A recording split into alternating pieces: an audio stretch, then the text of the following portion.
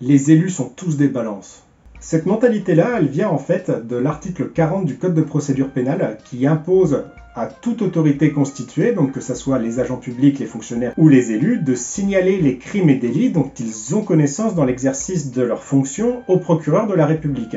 Donc c'est une obligation qui est faite aux élus et aux agents publics de saisir sans délai le procureur à partir du moment où ils ont connaissance d'un crime ou d'un délit. Pourtant, très peu d'élus et très peu d'agents publics respectent cette obligation, tout simplement parce qu'elle n'est pas codifiée dans le code pénal. Donc s'ils ne l'appliquent pas, ils ne risquent rien. Enfin,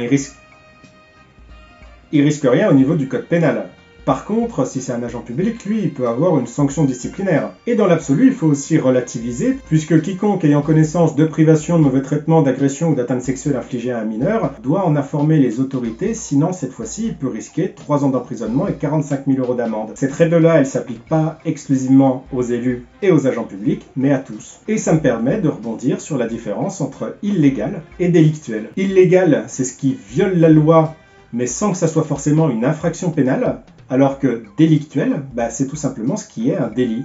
C'est-à-dire, c'est une infraction pénale, et cette fois-ci, on peut avoir une amende, de la prison, au sens strict du code pénal. Illégal, c'est ce qui viole la loi, mais sans forcément être une infraction pénale. Et délictuel, c'est une infraction pénale, puisqu'elle est dans le code pénal et qu'elle est punie, sous peine d'amende et de prison. Donc, un agent public qui ne respecte pas l'article 40 du Code de procédure pénale, qui les oblige, s'ils sont témoins de crimes ou de délits dans l'exercice de leurs fonctions, à en référer sans délai au procureur.